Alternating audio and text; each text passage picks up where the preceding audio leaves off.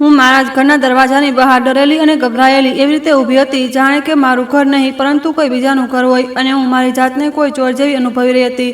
મારા ઘરની અંદરથી હસવાના અવાજો આવી રહ્યા હતા, એવું હાસ્ય જે એક ખુશાલ પરિવારમાં હોય છે, જ્યારે બધું બરાબર થઈ જાય, જ્યારે કોઈ ડર ન હોય, જ્યારે કોઈને એ ચિંતા ન હોય કે કાલે શું થશે. હું ચાવી લગાવીને અંદર જઈ જ રહી હતી કે ત્યારે જ મારા પતિ રોહિતનો અવાજ સંભળાયો. એવો અવાજ જેમાં દારૂનો નશો નહીં પરંતુ જીતનો નશો ભરેલો હતો. બસ હવે છેલ્લો હપ્તો પણ આજે જતો રહેશે, પછી નેહાને કહીશું કે હવે તારી જરૂર નથી અને કાલથી માન્ય અહીં જ રહેશે. એક પળ માટે મને લાગ્યું કે મેં ખોટું સાંભળ્યું. પછી મારી સાસુ મીનાનો અવાજ આવ્યો, ખૂબ જ ધીમો, ખૂબ જ મીઠો, ખૂબ જ ઝેરીલો. વહુ તો બસ આપણી સીડી હતી દીકરા, કમાવાવાળી વહુ મળી ગઈ તો આવો મોકો ભલા કોણ છોડે. મારા પગ નીચેથી જમીન સરકી ગઈ. મને મારા જ ઘરના ઉંબરે એવું લાગ્યું જાણે હું કોઈ બીજાના ઘરમાં ચોરી છુપીથી ઊભી છું. હું વિચારવા લાગી કે આ વાર્તા માત્ર મારી નથી, ઘણી બધી સ્ત્રીઓનો સાચો ડર છે. ઘરની અંદરની નાણાકીય ઝાડ અને ઉપરથી લોકો શું કહેશે તેનું તાળું. હું દરવાજા પાસે જ ઊભી રહી. અંદર કોઈ મારો સંચાર સાંભળી શક્યું નહીં, કારણ કે બહાર ભારે વરસાદ હતો જેનો અવાજ ખૂબ જ મોટો હતો. મારા હૃદયના ધબકારા એટલા ઝડપી હતા કે મને લાગ્યું કે આ અવાજ પણ અંદર સુધી જતો રહેશે. પણ અંદરના લોકો તો તેમના પ્લાનિંગમાં ડૂબેલા હતા. મારા પતિએ આગળ કહ્યું, બસ નેહાને હજુ સુધી એવું જ લાગે છે કે તે જે પૈસા મોકલી રહી છે તે સીધા બેંકના લોનમાં જઈ રહ્યા છે. એ ગાંડી શું જાણે, વચ્ચે આપણે પેલા કોઓપરેટિવ વાળાનું પણ સેટલમેન્ટ કરી દીધું અને બાકી તો આપણા હિસાબે બધું ચાલી રહ્યું છે. ત્યારે જ મારા સસરાએ ગળું સાફ કર્યું, જો બસ કોઈ કાગળપત્રની વાત તેની સામે ન કાઢતો. તે ભણેલી ગણેલી છે, વધારે સવાલો કરશે. પછી રોહિત હસ્યો જાણે કોઈ મેડલ જીતી લીધું હોય. સવાલ એ તો પોતાની નોકરી અને પોતાના ગુડગલવાળા સંસ્કારોમાં ફસાયેલી છે. તેને બસ ભાવુક કરી દો, કહી દો કે મમ્મી પપ્પા વૃદ્ધ છે અને બસ તે પીગળી જાય છે. આ સાંભળતા જ મારા શરીરમાં ધ્રુજારી દોડી ગઈ. મારી સાથે દગો થઈ રહ્યો હતો. આ વાત અચાનક ન લાગી. આ વાત એવી લાગી જાણે કોઈએ નકાબ હટાવી દીધો હોય. જાણે હું 1 વર્ષથી જે રૂમમાં રહી હતી તે રૂમમાં હવા ન હતી અને હવે અચાનક બારી ખુલી ગઈ હોય, પણ હવાની સાથે ઠંડક પણ આવી ગઈ હોય. મારું નામ નેહા છે, ઉંમર 31 વર્ષ. હું એક IT કંપનીમાં કામ કરું છું. મારો ઉછેર કોઈ પાપાની પરી જેવી છોકરીઓની જેમ નહોતો થયો. હું બાળપણથી જાણતી હતી કે પૈસાની કિંમત શું હોય છે. મારા પિતા બેંકમાં ક્લાર્ક હતા, માતા શાળામાં શિક્ષિકા. અમે સાદું જીવન જીવ્યા પણ ઇજ્જત સાથે. હું ભણવામાં હોશિયાર હતી, તેથી ખૂબ મહેનત કરીને નોકરી મેળવી અને મારી નોકરી પણ ખૂબ ઈમાનદારી અને મહેનત સાથે કરી હતી. લગ્નથી મારું સપનું બસ એટલું જ હતું કે એક એવો સાથી મળે જે મને બરાબર સમજે અને એક એવું ઘર જ્યાં મારો અવાજ ક્યારેય દબાવવામાં ન આવે. રોહિત મને શરૂઆતમાં બિલકુલ એવો જ લાગ્યો. તે આકર્ષક નહોતો પણ ભરોસાપાત્ર હતો. વધારે મીઠી વાતો નહોતો કરતો પણ વાતોમાં એક ઠહેરાવ દેખાતો હતો. અમારી મુલાકાત દિલ્હીમાં જ એક મિત્રની સગાઈમાં થઈ હતી. તેણે કહ્યું હતું કે તારા જેવી છોકરીને જીવનમાં પાર્ટનર નહીં, ટ્રીટમેન્ટ જોઈએ. મને સારું લાગ્યું કે કોઈ મને નબળી નથી સમજી રહ્યું. લગ્ન થયા અને પહેલાં કેટલાક મહિનાઓની સુધી બધું બરાબર ચાલી રહ્યું. સાસુ મીનાજીએ મારા કપાળ પર હળદર લગાવી હતી અને કાનમાં કહ્યું હતું, વહુ તું અમારા ઘરની લક્ષ્મી છે. અમે એવા લોકોમાંથી નથી જે પોતાની વહુને નોકરી ન કરવા દે, તેથી તું ક્યારેય નોકરી ન છોડતી. આજકાલ જમાનો ખરાબ છે, ઉપરથી મોંઘવારી પણ ખૂબ છે. સસરા રાજેશજીએ મારી પ્રશંસા કરી હતી, બેટા તું ખૂબ સમજદાર છે. અમને દીકરો મળ્યો છે તો વહુ પણ એવી જ મળી. તો હું ખરેખર માની બેઠી હતી કે મારું સસરું અલગ છે. અહીં દબાણ ઓછું હશે પણ અસલ દબાણ ક્યારેય શરૂઆતમાં નથી આવતું. અસલ દબાણ ત્યારે આવે છે જ્યારે તમે તમારી જાતને એ ઘરનો હિસ્સો માનવા લાગો છો. 6 મહિના પછી રોહિત એક રાત્રે ખૂબ ગંભીર થઈને બેઠો. નેહા એક વાત છે. મેં લેપટોપ બંધ કર્યું. બોલો, તેણે કહ્યું. એ મમ્મી પપ્પાની હાલત, મતલબ કે તેઓ એકલા રહે છે અને પપ્પાએ પહેલાં એક નાનો બિઝનેસ કર્યો હતો. તેમાં થોડું નુકસાન થઈ ગયું છે. અત્યારે તેઓ દેવામાં છે. મેં પૂછ્યું કેટલું દેવું. તે થોડી સેકન્ડ ચૂપ રહ્યો, પછી બોલ્યો, વધારે નહીં, બસ મેનેજેબલ છે. મને એ વધારે નહીંમાં જ ખતરો દેખાયો. મેં કહ્યું, અરે આંકડો તો બોલો. તે બોલ્યો, લગભગ 40 થી 50 લાખ. મારા ગળામાં પાણી અટકી ગયું અને તે મને હજુ સુધી જણાવ્યું નહીં. તે જલ્દીથી બોલ્યો, હું જણાવવા માંગતો હતો પણ લગ્ન નવા હતા. હું તને ડરાવવા નહોતો માંગતો. આજે પહેલી ચાલ હતી સત્યને ડર કહીને છુપાવી દેવું. એ જ વખતે સાસુનો ફોન આવ્યો. તેમણે રડતા રડતા કહ્યું, વહુ અમને બચાવી લે. એજન્ટ દરવાજા પર આવી જાય છે. પપ્પાજીની તબિયત બગડી જાય છે. સમાજમાં બદનામી થઈ જશે. ભારતમાં બદનામીનો ડર ઘણીવાર બીમારીથી મોટો હોય છે. મેં બીજા દિવસે પૂછ્યું, લોન કઈ બેંકની છે? રોહિત બોલ્યો, 2 જગ્યાની છે, એક નેશનલાઇઝ બેંક અને એક કોઓપરેટિવ. બસ થોડું કોમ્પ્લિકેટેડ છે. મેં કહ્યું, કાગળ? તે બોલ્યો, છે પણ તે ઘરે છે. પછી તેણે મારો હાથ પકડીને કહ્યું, તું મારી પત્ની છે, તું મદદ નહીં કરે તો કોણ કરશે? તે દિવસે મારી અંદરનો સમજદાર હિસ્સો ચેતવણી આપી રહ્યો હતો, પરંતુ મારું ઘર બચાવવાવાળો હિસ્સો આગળ વધી ગયો. હું એ પરિવારમાંથી આવી હતી જ્યાં સંબંધો નિભાવવામાં આવે છે, તોલવામાં નથી આવતા. મેં કહ્યું, ઠીક છે, પરંતુ બધું જ લેખિતમાં હશે. હું આંધળી બનીને નહીં ચાલું. રોહિતે તરત જ હા પાડી, એટલી જલ્દી હા પાડી કે મને પછીથી સમજાયું કે તે હા નહોતી, તે એક દરવાજો હતો જે તેમણે મારી સામે ખોલી દીધો હતો જેથી હું અંદર આવી જાઉં. આવતા અઠવાડિયે સાસુ સસરા દિલ્હી આવી ગયા. અમારા 2 BHK ના ઘરમાં જાણે અચાનક પંચાયત બેસી ગઈ. સાસુએ ઘરમાં દીવો પ્રગટાવ્યો અને બોલ્યા, વહુ તું આવી છે તો ઘરમાં રોશની આવી છે. પછી સસરાએ ખૂબ જ શાંત અવાજમાં કહ્યું, બેટા એક વાત સમજી લે, અમે તારી પાસે ભીખ નથી માંગી રહ્યા, આ બસ ટેમ્પરરી છે. અમે દેવામાં બહાર નીકળી જઈએ પછી રોહિત બધું પાછું આપી દેશે. મેં પૂછ્યું, તમારી ઇન્કમ કેટલી છે અત્યારે? સાસુએ તરત કહ્યું, પપ્પાજીનું પેન્શન છે અને થોડી ઘણી બચત. મેં ફરી કહ્યું, તો પછી આટલી મોટી લોન કેવી રીતે? તેઓ બંને એકબીજાને જોઈને ચૂપ થઈ ગયા. રોહિતે વચ્ચે આવીને વાત ફેરવી દીધી, અરે એ જૂના મેડિકલ ખર્ચા, બિઝનેસનો લોસ છે. મારી આંખોમાં પ્રશ્ન હતો. તેમની પાસે વાર્તા હતી અને વાર્તા હંમેશા જીતે છે જ્યાં સુધી કાગળ નથી આવતો. તેમણે મને એક એક્સેલ શીટ બતાવી જેમાં કેટલાક EMI લખ્યા હતા, કેટલાક તારીખો હતી. મને લાગ્યું ચાલો ઓછામાં ઓછું કંઈક તો છે, પણ તે એક્સેલ તેના ફોનમાં હતી, બેંકની નહીં. પછી તેમણે કહ્યું, વહુ અમે પૈસા સંભાળી નથી શકતા, તું ડાયરેક્ટ એકાઉન્ટમાં ટ્રાન્સફર કરી દે, UPI થી પણ કરી શકે છે.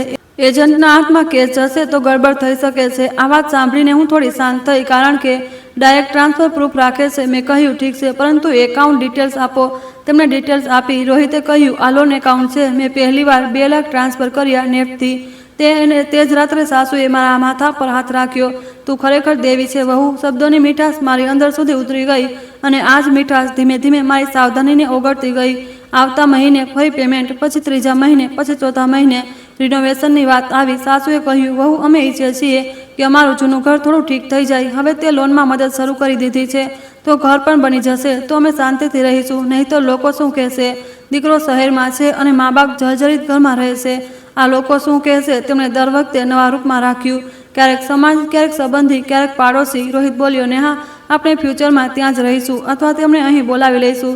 રિનોવેશન ઇન્વેસ્ટમેન્ટ છે. મેં કહ્યું, ઇન્વેસ્ટમેન્ટ ત્યારે થાય છે જ્યારે ઓનરશિપ ક્લિયર હોય. તેણે હસીને કહ્યું, તું પણ ને, તને દરેક ચીજમાં ડોક્યુમેન્ટ જોઈએ? મેં જવાબ આપ્યો, હા જોઈએ, કારણ કે હું પૈસા આપી રહી છું. એ જ રાત્રે રોહિત મારી પાસે આવ્યો, ખૂબ શોખ બનીને બોલ્યો, જો તું સાચી છે, બસ અત્યારે મમ્મી પપ્પા તૈયાર નથી. કાગળપત્રની વાતથી તેઓ હટ થઈ જાય છે. પહેલાં આપણે તેમને સ્ટેબલ કરી દઈએ, પછી બધું પ્રોપર કામ કરી લઈશું. આ બીજી ચાલ હતી. સાચી વાતને અત્યારે નહીં દબાવવા દેવી. પછી એક દિવસ મારી ઓફિસમાં એપ્રેઝલ થયું. મને બોનસ મળ્યું. હું ખુશ હતી. મેં રોહિતને જણાવ્યું. તેણે મને ગળે લગાવી અને એ જ ગળે લગાવતા કહ્યું, હવે મમ્મી પપ્પાની લોન ફાસ્ટ થઈ જશે. મેં મારી જાતને અલગ કરી. આ મારું બોનસ છે. તેણે મુસ્કુરાઈને કહ્યું, તારું તો છે, પરંતુ આપણો પરિવાર પણ તો છે. મેં તે દિવસે પહેલીવાર આપણો પરિવારની લાઈને અંદરથી અનુભવી. આ પ્રેમ પણ છે, ઝાડ પણ. મેં છતાં એક હિસ્સો ટ્રાન્સફર કરી દીધો, કારણ કે મને લાગતું હતું કે હું સાચું કહી રહી છું. આવતા થોડા મહિનાઓમાં પેમેન્ટ્સ મોટા થવા લાગ્યા, ક્યારેક 3 લાખ, ક્યારેક 5 લાખ.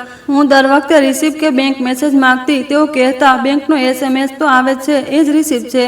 ફોરક્લોઝર લેટર માટે તેમણે કહ્યું કે પછીથી. અને પછી ધીમે ધીમે મારી જિંદગીમાં એક નવી ચીજ આવી, થાક. હું ઓફિસથી પાછી ફરતી, ઘરમાં સાસુની ફરિયાદો, સસરાની તબિયતની વાતો, રોહિતનો તું મજબૂત છે વાળો ભરોસો, અને વચ્ચે મારા ફોન પર બેંક એપ. મારી મિત્ર મને બહાર બોલાવતી અને હું કહેતી, કામ છે. મારા મમ્મી પપ્પા કહેતા, ઘરે આવી જા. હું કહેતી, અહીં બધું સંભાળવાનું છે. હું મારી જાતને જ ભૂલાવા લાગી હતી. પછી રોહિતનો સ્વભાવ બદલવા લાગ્યો. પહેલાં તે મોડો આવતો હતો કારણ કે કામ હતું. પછી તે લેટ નાઇટ કોલ લેતો હતો. બાલ્કનીમાં જઈને ધીમે બોલતો હતો. હું પૂછતી, કોની સાથે વાત કરી રહ્યા છો? તે કહેતો, ક્લાયન્ટનું નામ ક્યારેય નહોતો જણાવતો. પછી એક દિવસ તેણે કહ્યું, તારે મારો ફોન ચેક કરવાની જરૂર નથી. મેં કહ્યું, મેં ચેક નથી કર્યો. તેણે ચીડાઈને કહ્યું, યાર તું દરેક બાબતમાં સસ્પેન્સ કેમ નાખે છે? આ ત્રીજી ચાલ હતી, તમારા સવાલને તમારી કમી બનાવી દેવી. એ જ સમયગાળામાં સાસુએ મને એક બીજી વાતમાં ઉલઝાવી. વહુ, સોસાયટીમાં આપણી સૌની રિસ્પેક્ટ છે. તું પેમેન્ટ્સ કરે છે, ખૂબ સારું છે, પરંતુ બહાર કોઈને ખબર ન પડવી જોઈએ કે આપણી ઉપર લોન છે, નહીંતર સંબંધીઓ મેણા મારશે. હું હસતી, હું કોને જણાવીશ માજી? તેઓ બોલ્યા, બસ ધ્યાન રાખજે. અને હા, જો કોઈ બેંકનો લેટર આવે તો સીધો પપ્પાજીના નામ પર ન મંગાવતી. તું મંગાવી લેજે. તારું નામ ચાલશે તો ઓથોરિટી લાગશે. મેં ચોંકીને કહ્યું, મારું નામ કેમ? રોહિતે તરત જ કહ્યું, અરે તું ભણેલી ગણેલી છે, તું ફોલોઅપ કરીશ તો જલ્દી થશે. અને મેં સમજ્યા વિના મારા નામનો ઉપયોગ સુવિધા માની લીધો. હું નહોતી જાણતી કે ભારતમાં સુવિધાનું બીજું નામ ઘણીવાર ફસાવું હોય છે. એક સાંજે હું ઓફિસથી જલ્દી નીકળી ગઈ. વરસાદ હતો, ટ્રાફિક ઓછું હતું. મને લાગ્યું આજે ઘરે જલ્દી પહોંચીને થોડી શાંતિ મળશે. હું મારા ફ્લોર પર પહોંચી તો કોરિડોરમાં રોહિતના હસવાનો અવાજ સંભળાઈ રહ્યો હતો. મને સારું લાગ્યું. કદાચ આજે તે ખુશ છે. પણ જેવી હું દરવાજા પાસે આવી, એ વાતચીત સાંભળી જે મેં શરૂઆતમાં તમને જણાવી, મારો શ્વાસ રોકાઈ ગયો. અંદર મારા પૈસાનો હિસાબ નહીં, મારા ભવિષ્યનો ફેસલો થઈ રહ્યો હતો. કાલથી માન્ય અહીં રહેશે. માન્ય નામ પહેલીવાર સાંભળ્યું, પણ ધક્કો તરત જ સમજાઈ ગયો. હું દરવાજા પાસે ઊભી રહી અને તે વાતચીતનો દરેક શબ્દ મારા મગજમાં ઝડપથી લખાવા લાગ્યો. સસરા બોલ્યા, બસ તેને એમ બતાવજે કે લોન તો ખતમ થઈ ગઈ અને હવે તેને ઘર છોડવું જોઈએ. સાસુ બોલ્યા, અને જો તે રડે તો કહી દેજે કે સમાજમાં તમાશો ન કર, તે ડરી જશે. રોહિત બોલ્યો, ડરી જશે શું? એ તો હંમેશા ડરે છે. બસ બેંક સ્ટેટમેન્ટ તેના હાથમાં ન આવવા દેતા.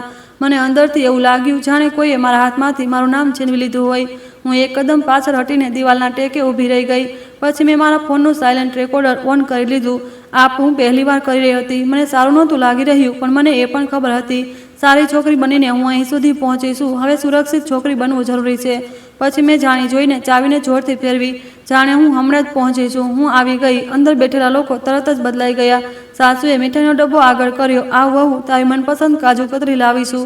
રોહિતે નકલી મુસ્કાન આપી. અરે, આજે જલ્દી આવી ગઈ? મેં સામાન્ય અવાજમાં કહ્યું. હા, એ મીટિંગ કેન્સલ થઈ ગઈ. મારી અંદર આગ હતી, પણ મેં તેને ચહેરા પર ન આવવા દીધી, કારણ કે મને હવે સમજાઈ ચૂક્યું હતું. જો હું અત્યારે બૂમો પાડીશ તો આ લોકો પ્લાન બદલી નાખશે. જો હું અત્યારે રડીશ તો આ મને નબળી સમજશે. મારે એમની ચાલને એમના જ ખેલમાં તોડવાની હતી. રાત્રે જમતી વખતે રોહિતે પૂછ્યું, એ લોનવાળું આગલું પેમેન્ટ ક્યારે કરીશ?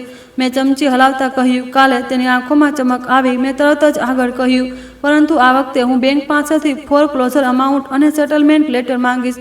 સ્ટેમ્પ લગાવેલો. સાસુની આંગળીઓ પ્લેટ પર જ અટકી ગઈ. સસરાનો ચહેરો કડક થઈ ગયો. રોહિતે હસીને કહ્યું, અરે યાર, તું ફરીથી એ જ વાત કહી રહી છે? મેં ખૂબ શાંત થઈને કહ્યું, હા, એ જ, કારણ કે હું પૈસા આપી રહી છું. તેઓ લોકો એકબીજાને જોઈ રહ્યા હતા. મેં પહેલીવાર અનુભવ્યું. મારા એક વાક્યથી તેમના ઘરની હવા જ બદલાઈ ગઈ. જમવાનું પૂરું થયું. હું મારા રૂમમાં ગઈ. રોહિત બાલ્કનીમાં જતો રહ્યો. હું તેની પાછળ ન ગઈ. મેં મારા કામનો રૂપ બદલ્યો. લેપટોપ પર બેઠી અને મારા બેંક એકાઉન્ટના સ્ટેટમેન્ટ ખોલવા લાગી. એક એક ટ્રાન્ઝેક્શન મેં કોપી કર્યું. તારીખ, એમાઉન્ટ, બેનિફિશિયરી. અને ત્યારે મને તો દેખાયું એક એવું ટ્રાન્સફર જે લોન એકાઉન્ટ જેવું નહોતું. નરેશનમાં કોઈ અલગ નામ હતું, કોઈ અલગ IFSC. રકમ નાની નહોતી. મારા હાથ ઠંડા પડી ગયા. મેં આવતા 30 મિનિટમાં જેટલા સ્ક્રીનશોટ લઈ શકતી હતી લઈ લીધા. પછી મેં ટ્રાન્ઝેક્શન ડિટેલ ખોલીને બેનિફિશિયરીનું પૂરું નામ જોયું. તે કોઈ લોન એકાઉન્ટનું નામ નહોતું, તે કોઈ વ્યક્તિનું નામ હતું. મારું હૃદય બેસી ગયું. મને સમજાયું મારા પૈસાનો એક હિસ્સો લોનમાં નહીં, કોઈ બીજાની પાસે જઈ રહ્યો હતો. અને જો એવું છે તો આ લોકો માત્ર મને કાઢવાની તૈયારી નથી કરી રહ્યા. આ લોકો મારી કમાણીને પોતાના નામે રસ્તો બનાવી ચૂક્યા છે. હું રાતના 2 વાગ્યા સુધી જાગતી રહી. પછી મેં મારા ફોનમાં એ જ રેકોર્ડિંગ ચેક કર્યું જે મેં દરવાજા પર ઓન કર્યું હતું. તેમાં સાફ હતું, માન્ય અહીં જ રહેશે. નેહાને કાઢી મૂકીશું. મારી આંખોમાંથી આંસુ નીકળ્યા, પણ હું રડી નહોતી રહી. હું મારી જાતને તૈયાર કરી રહી હતી. મેં મનમાં કહ્યું, કાલથી હું એમની વહુ નહીં, મારા જીવનની એકાઉન્ટન્ટ છું. હું મારા હકનું ઓડિટ કરીશ. હું મારા નામની, મારા પૈસાની, મારા કાગળની સુરક્ષા કરીશ. અને હું કોઈને એ મોકો નહીં આપું કે તે મારી મહેનત પર હશે. બીજી સવારે જેવો સૂરજ ઉગ્યો, મારા ફોન પર એક વોટ્સએપ મેસેજ આવ્યો. રોહિતના નામથી નહીં, એક અજાણ્યા નંબરથી. માત્ર એક લાઈન હતી, madam, registry token ready today 11:30, don't be late. મારા શરીરમાં વીજળી દોડી ગઈ. રજિસ્ટ્રી ટોકન, મારા નામનો ઉપયોગ મારા વગર. મારી અંદર એક જ સવાલ ઉઠ્યો, શું આ લોકો મારી સહી વગર પણ કંઈક કરવાની કોશિશ કરી ચૂક્યા છે? અને જો હા, તો આજે 11:30 વાગ્યે કયો કાગળ મારી વિરુદ્ધ તૈયાર બેઠો છે? સવારનો આછો પ્રકાશ પડદાની કિનારેથી મારા રૂમમાં પ્રવેશી રહ્યો હતો, પરંતુ મારી અંદર અંધારું રહ્યું હતું.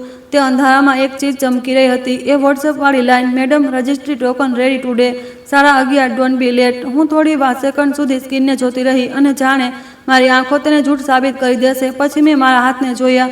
આ એ જ હાથ હતા જેનાથી મેં દર મહિને પૈસા ટ્રાન્સફર કર્યા, ઘર ચલાવ્યું, ઓફિસની ફાઇલો સંભાળી અને સંબંધોને બચાવીને રાખ્યા. આજે એ જ હાથ ધ્રુજી રહ્યા હતા, પરંતુ ડરથી નહીં, ગુસ્સા અને હોશથી. મારા મગજમાં તરત જ એક સીધો સવાલ આવ્યો, મારા વગર રજિસ્ટ્રી ટોકન કેવી રીતે રેડી થઈ શકે? મેં ક્યારેય કોઈ અપોઇન્ટમેન્ટ લીધી ન હતી. મેં કોઈ એજન્ટને ઓથોરાઇઝ નહોતો કર્યો. તો પછી મારા નામથી આ કોણ કહી રહ્યું છે?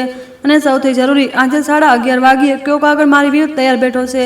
મેં રોહિતને જગાડ્યો નહીં. મેં તેના પર કોઈ ડ્રામા ન કર્યો, કારણ કે ડ્રામાથી તેમને સંકેત મળી જાત, અને સંકેત મળતા જ તેઓ પોતાના કદમ બદલી નાખત. મેં બસ મારા ફોનમાં એક નવું ફોલ્ડર બનાવ્યું, નામ રાખ્યું સબૂત, અને એ મેસેજનો સ્ક્રીનશોટ સેવ કર્યો, સાથે સમય અને નંબર પણ. પછી મેં મારી જાતને મજબૂર કરી અને શ્વાસ ધીમે લઉં. મારી માતા હંમેશા કહેતી હતી કે જ્યારે ડર લાગે તો સૌથી પહેલાં શરીરને શાંત કરો, જેથી મગજ જૂઠ ન બોલે. મેં પાણી પીધું અને મારું કામ કરવાવાળો અવાજ પાછો લાવી. પહેલાં જાણકારી, પછી ફેંસલો. મેં તરત જ મારા CA મિત્ર યુવરાજને કોલ કર્યો. તેણે ફોન ઉપાડતા જ કહ્યું, સવારમાં કેવી રીતે યાદ કરી? મેં કહ્યું, ભાઈ, અર્જન્ટ છે. મારા નામથી રજિસ્ટ્રી ટોકનનો મેસેજ આવ્યો છે. આજે 11:30 વાગ્યે તે એકદમ સિરિયસ થઈ ગયો. રજિસ્ટ્રી મતલબ સબ રજિસ્ટ્રાર અથવા સોસાયટી ટ્રાન્સફર? મેં કહ્યું, મેસેજમાં મેડમ લખ્યું છે. નંબર અજાણ્યો છે. તેણે કહ્યું, પહેલું કામ એ નંબરને કોલ બેક ન કરતી. બીજું, તારી પાસે પ્રોપર્ટીના કયા ડોક્યુમેન્ટ છે? Index 2, cell did, loan papers. મેં કહ્યું, સેલ ડીડ મારા નામ પર છે, ઓરિજિનલ મારા લોકરમાં છે. ઇન્ડેક્સ 2ની કોપી છે. લોન મારા નામ પર હતી, કોઈ EMI બાકી નથી, પરંતુ મારા સાસુ સસરાની લોનના નામ પર હું પૈસા આપતી રહી. તેણે એક શ્વાસ લીધો. તો આ બે બાબતો હોઈ શકે છે. યા તો તને કોઈ ડીડ પર વિટનેસ કન્ટેન્ટ માટે બોલાવવામાં આવી રહી છે, યા તારા ડોક્યુમેન્ટ્સનો મિસયુઝ કરીને કોઈ ટ્રાન્ઝેક્શન ઇનિશિએટ કરવામાં આવ્યું છે અને બાયોમેટ્રિકની જરૂર પડશે. આ સાંભળતા જ મારા પેટમાં ખળભળાટ મચી ગયો. બાયોમેટ્રિક? તેણે કહ્યું, હા. સબ રજિસ્ટ્રારમાં ઘણી જગ્યાએ આધાર બેસ્ડ બાયોમેટ્રિક અથવા થંબ ઇમ્પ્રેશન લાગે છે. તે તારા વગર પૂરી ન થઈ જવી જોઈએ, પરંતુ સ્કેમર કોશિશ કરી શકે છે કે વ્યક્તિ ગભરાઈ જાય અને અથવા તો ઉતાવળમાં સહી કરી દે. મેં મારા હાથ ઘસ્યા. તો હું શું કરું? તેણે કહ્યું, તું અત્યારે બેંક જા, તારું સ્ટેટમેન્ટ કઢાવ અને પેમેન્ટ્સનો ટ્રેલ પ્રિન્ટ કરી લે અને પછી એક વકીલને મળ જે પ્રોપર્ટી અને મેટ્રોમોનિયલ બંને સમજતો હોય. અને 11:30 વાગ્યે તું ત્યાં એકલી નહીં જાય. આ આખરી લાઈન મારી અંદર ઉતરી ગઈ. એકલી નહીં જાય. મેં ફોન મૂક્યો અને તરત જ તૈયાર થવા લાગી. ઘરમાં બહારથી બધું નોર્મલ હતું. કિચનમાં પ્રેશર કુકરની સીટી, કોરિડોરમાં દૂધવાળાનો અવાજ અને નીચે સોસાયટીના ગાર્ડની સીટી. પરંતુ મારા માટે આ બધું હવે કોઈ ફિલ્મથી બેકગ્રાઉન્ડ સાઉન્ડ હતો. હું ધીમેથી બહાર નીકળી. રોહિત હજુ પણ સૂઈ રહ્યો હતો. વાળ વિખરાયેલા હતા. ફોન તેના ઓશિકા પાસે ઊંધો પડેલો હતો. એ માણસ જેની સાથે મેં ઘર વસાવાનું સપનું જોયું હતું, આજે મારા જ નામથી રજિસ્ટ્રીની રમત રમી રહ્યો હતો. મેં તેના ચહેરા તરફ એક સેકન્ડ જોયું અને અંદરથી એક વાક્ય નીકળ્યું, સત્યને મોડું ઓળખવું પાપ નથી, પરંતુ સત્ય ઓળખીને પણ ચૂપ રહેવું એ પોતાની જાત સાથે અન્યાય છે. હું સોસાયટીમાંથી બહાર નીકળી અને સીધી મારી બેંક બ્રાન્ચમાં ગઈ. ત્યાં લાઈન હતી, પણ મેં ધીરજ ન ગુમાવી. કાઉન્ટર પર પહોંચીને મેં સાફ કહ્યું, મને છેલ્લા 12 મહિનાનું ડિટેલ સ્ટેટમેન્ટ જોઈએ છે. નેરેશનની સાથે સ્ટેમ્પ પણ. કર્મચારીએ કહ્યું, મેડમ, નેટ બેન્કિંગથી. મેં વચ્ચે જ કાપ્યું નહીં, બસ શાંત અવાજમાં કહ્યું, મને સ્ટેમ્પ જોઈએ છે, ઓફિશિયલ પેપર. જ્યારે તમે ભારતમાં ઓફિશિયલ પેપર બોલો છો તો સામેવાળો સમજી જાય છે કે તમે માત્ર ક્યુરિયોસિટીમાં નથી આવ્યા. તેણે ફોર્મ આપ્યું. મેં ભર્યું અને સ્ટેટમેન્ટ કઢાવ્યું. મેં ત્યાં જ બેસીને એક એન્ટ્રી પર નજર નાખી. મને એ જ શંકાસ્પદ નેરેશન ફરી દેખાયું અને 2-3 એવી એન્ટ્રીઝ પણ દેખાઈ જે લોન જેવી નહોતી લાગી રહી. હવે આ માત્ર ફિલિંગ નહોતી, આ રેકોર્ડ હતો. બહાર નીકળતા મેં બેંકની બહાર ઊભેલા ATM પાસે રોકાઈને મારી માતાને કોલ કર્યો, પછી કાપી નાખ્યો. હું તેમની સાથે અત્યારે વાત નહોતી કરી શકતી. તેમને દુઃખ થશે અને દુઃખ મારા પગલાં નબળા કરી દેશે. મારે અત્યારે મજબૂત રહેવાનું હતું. મેં યુવરાજને સ્ટેટમેન્ટનો ફોટો મોકલ્યો. તેણે તરત રિપ્લાય કર્યો, ઠીક છે, આ ટ્રેલ સોલિડ છે. હવે વકીલ સાથે વાત કરવાની હતી. હું પહેલાં જ યુવરાજ પાસેથી મળેલા નંબર પર કોલ કરી ચૂકી હતી. વકીલનું નામ હતું એડવોકેટ હિમાની ખુરાના. અવાજમાં શક્તિ નહોતી, પણ સ્પષ્ટતા હતી. મેં તેમને કહ્યું, મારે આજે જ મળવું છે. તેમણે બસ પૂછ્યું, ક્યાં સુધી આવી શકો છો? મેં કહ્યું, 1 કલાકમાં. તેણે કહ્યું, આવો અને જે પણ પેપર છે સાથે લાવજો. હું તેમની ઓફિસે પહોંચી તો ત્યાં ભીડ નહોતી. એક નાની એવી કેબિન, લાકડાનું ટેબલ અને દિવાલ પર ભગવાનની નાની એવી ફ્રેમ. મને એ ફ્રેમે અજીબ શાંતિ આપી, જાણે કોઈ કહી રહ્યું હોય, ન્યાય ધીમો હોઈ શકે પણ મર્યો નથી. મેં બેસતા જ બધી વાત એક શ્વાસમાં ન જણાવી. મેં ક્રમ પ્રમાણે જણાવ્યું, લોનના નામ પર પેમેન્ટ્સ, એક્સેલ શીટ, ફોરક્લોઝર લેટરનું ટળવું, શંકાસ્પદ બેનિફિશિયરી અને આજે સવારે આવેલા રજિસ્ટ્રી ટોકનનો મેસેજ. વકીલે વચ્ચે માત્ર 2 વાર રોકી. પહેલી વાર તેણે પૂછ્યું, તમારા નામ પર જે ફ્લેટ છે તેની સેલ ડીડ ઓરિજિનલ તમારી પાસે છે? મેં કહ્યું, લોકરમાં. તેમણે કહ્યું, ગુડ. બીજું, શું તમે ક્યાંય રોહિતને પાવર ઓફ એટર્ની આપી? મેં કહ્યું, ના. તેમણે પેન ફેરવી. તો તે તમારા વિના લીગલ ટ્રાન્સફર ન કરી શકે, પરંતુ તે તમને ધોખાથી કોઈ પેપર પર થંબ લગાવી શકે અથવા તમારી પાસેથી એવું ડિક્લેરેશન સાઇન કરાવી શકે છે જે પછી તમારી વિરુદ્ધ ઉપયોગમાં લેવાય. તેમણે મારી તરફ જોયું. તમારે આજે 11:30 વાગ્યે સબ રજિસ્ટ્રાર અથવા જ્યાં પણ બોલાવ્યા છે ત્યાં જવું જોઈએ, પરંતુ તમારી શરતો પર. મેં કહ્યું, મારી શરત? તેમણે કહ્યું, તમે કોઈ પણ પેપરને વાંચ્યા વગર ટચ નહીં કરો. તમે થંબ ઇમ્પ્રેશન ત્યારે જ આપશો જ્યારે તમે પૂરી રીતે સમજી લેશો કે આ કઈ ડીડ છે અને તમે એકલા નહીં જાઓ. હું અથવા મારો ક્લાર્ક તમારી સાથે જશે. મારા ગળામાંથી જાણે પથ્થર હટી ગયો. તમે ચાલશો? તેમને ઘડિયાળ જોઈ. હા, પરંતુ અત્યારે એક કામ કરો, તમે તમારા લોકરમાંથી સેલ ડીડ અને ઇન્ડેક્સ 2ની કોપી કાઢો અને સોસાયટી ઓફિસમાંથી એક લેખિત કન્ફર્મેશન લો કે કોઈ ટ્રાન્સફર, મ્યુટેશન અથવા કે આ પેપર જમા થયા છે. મેં માથું હલાવ્યું. હું ઓફિસથી નીકળીને સીધી બેંક લોકરમાં બ્રાન્ચમાં ગઈ. મારા હાથ લોકર ખોલતી વખતે પણ ધ્રુજી રહ્યા હતા, કારણ કે કાગળ મારા માટે હવે ઘર નહોતા, મારી ઢાલ હતા. મેં ઓરિજિનલ સેલ ડીડને માત્ર અડકી નહીં, મેં તેને મારી ફાઇલમાં યોગ્ય રીતે રાખી. ઇન્ડેક્સ 2ની લેટેસ્ટ કોપી, લોન ક્લોઝરનો જૂનો લેટર, બધું સાથે રાખી લીધું. પછી હું સોસાયટી ઓફિસ ગઈ. સેક્રેટરી એ જ હતા જે કાલે કેઝ્યુઅલી બોલી ગયા હતા. મેં આજે કેજ્યુઅલી ન પૂછ્યું. મેં કહ્યું, મને લેખિતમાં જોઈએ છે કે છેલ્લા 1 મહિનામાં મારા પ્લેટ નંબરના નામ પર કઈ કઈ એપ્લિકેશન આવી છે અને કોણે સબમિટ કરી છે. તેણે આંખો પટપટાવી. મેડમ, આ તો... મેં તેમની વાત કાપી નહીં, બસ શાંત અવાજમાં કહ્યું, હું લોયર સાથે છું.